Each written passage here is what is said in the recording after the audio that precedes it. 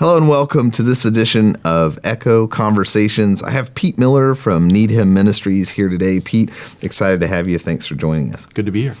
Today I wanted to talk about texting. I know a lot of ministries that we work with have either explored texting a little, have thought about it, but I know you guys are doing quite a bit of it. And so I thought it would be a good conversation for us to have today about pros and cons of texting as it relates to ministry. So kind of set the stage. What are you guys doing with texting? Yeah, so we have traditionally been phone calls for a long time, and then we added online chat, and then texting several years ago was added to the mix, and we see that as a tool we're going to use more and more. I think fewer and fewer people want to have actual voice calls. I think for most of us, our kids will return our text much faster than they'll return our call. Right. So we see it not only being more relevant to the people we're trying to reach, but we see numerous benefits to the ministry in using that particular technology over the other two I mentioned. So let's be clear about what we mean with texting. I think Echo supports these two different types of texting experiences.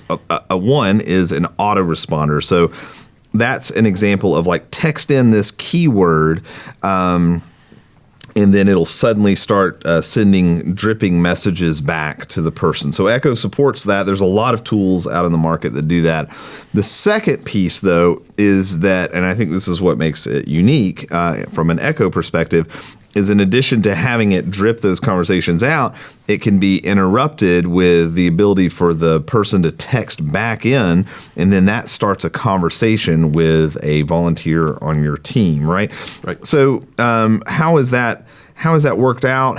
What are some examples, use cases that y'all have seen? What's been working well? What doesn't work as well? Give me some feedback on that. Yeah, so we see both examples. We work with partners who use the auto response technology, and within those invitations or messages that drip to the seeker, some of them will invite them to have a conversation with us if they have questions.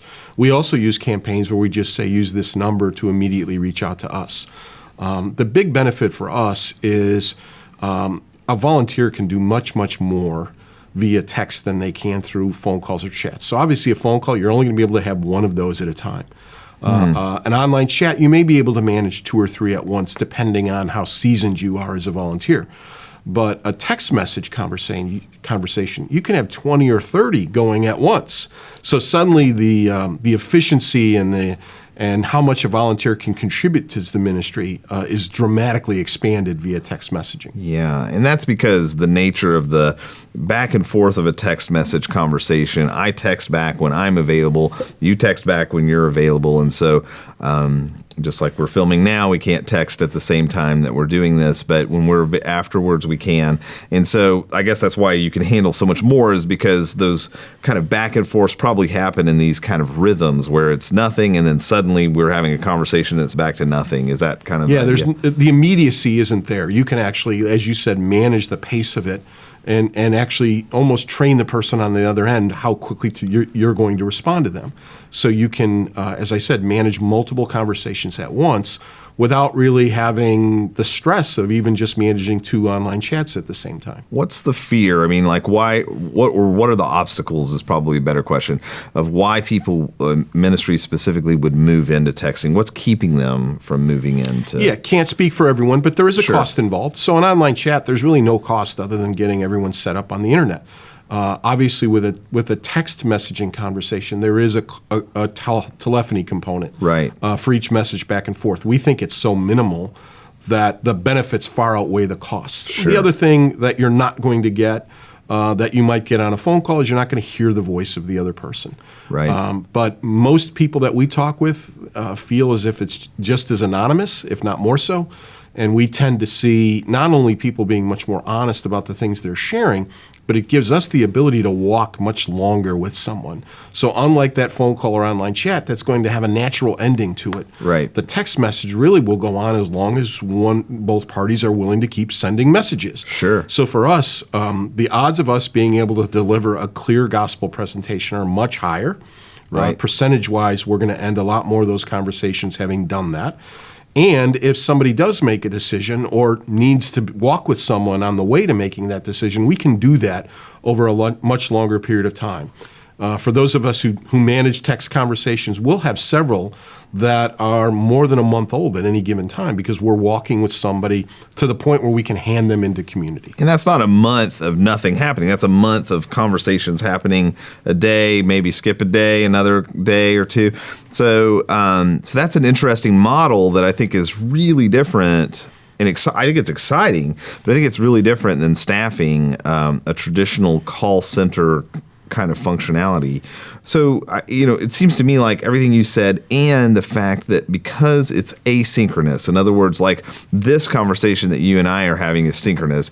I'm going to speak and then you're going to speak and then I'm going to speak. And I can't just say some words and then we'll wait a few hours and then you'll say some words back. That's not how this conversation is going to work.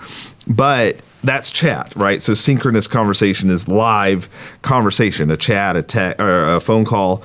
But text and email and social media, those are really these asynchronous things where I can say something and then at some point you're going to reply and at some point I'm going to reply.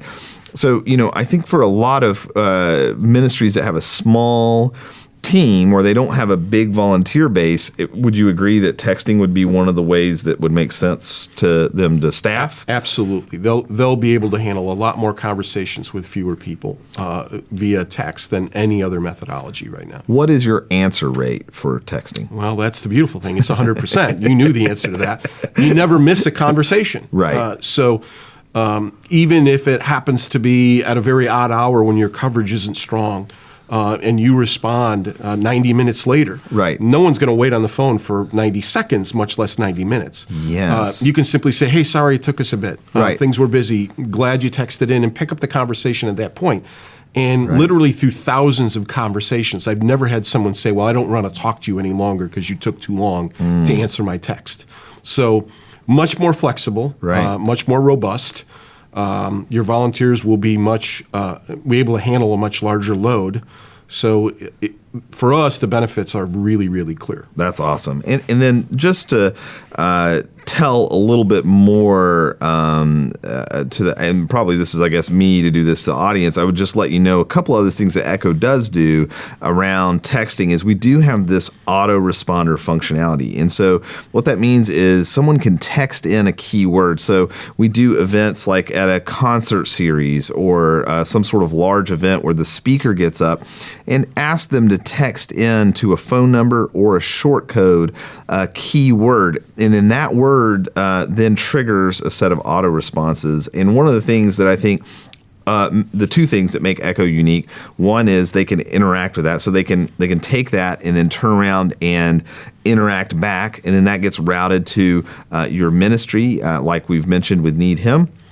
The other thing that we do that's unique is we support a wildcard. And so what that means is that you can text in anything at all, and then that kicks off a autoresponder as well. So maybe you could say to your audience, hey, text in something we can pray for you about.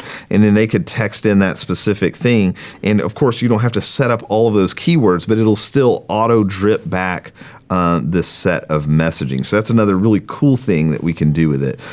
Lastly, Pete, let's just talk about some movies. We've done some, NeedHim has partnered with some movies and texting around that. Kind of tell me how explain more about that. Yeah, it's rather fascinating to see people making, directing, producing movies who have a heart for the gospel and want to include the ability for the people who view that movie, whether in the theater or later on through DVD or streaming, the opportunity to connect with someone to learn more about Jesus Christ or to discuss some element of that particular film. They're often putting the message as the first credit scene at the end of the film and directing them to either a website or a number where they can literally launch right into a conversation with us. So in those cases, people that are producing their own form of media are driving traffic to us, and for us, it's a great way to connect with seekers that we wouldn't normally be able to do. That's really cool. I love how you guys are always doing these creative ways of connecting with an audience that maybe for the first time in many ways is hearing the gospel. That's super cool, man. Dude, thanks for being with us on this different series. Hey, thanks everyone for watching this. We really appreciate it. I hope it's been useful to you and gives you some additional ideas and thoughts. If you're interested in Echo and want to know more, please drop us a message. We'd love to talk to you and share with you all the things that we've been building in this system. Thanks for watching and have a great day. Thanks for watching. Make sure and like and subscribe to our channel. Click that bell so that you'll be notified every time we have a new video coming out.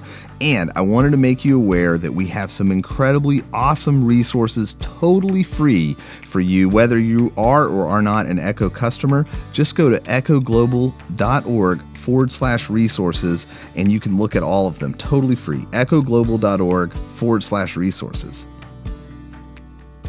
Like seriously, like now is a great time to go echoglobal.org/resources.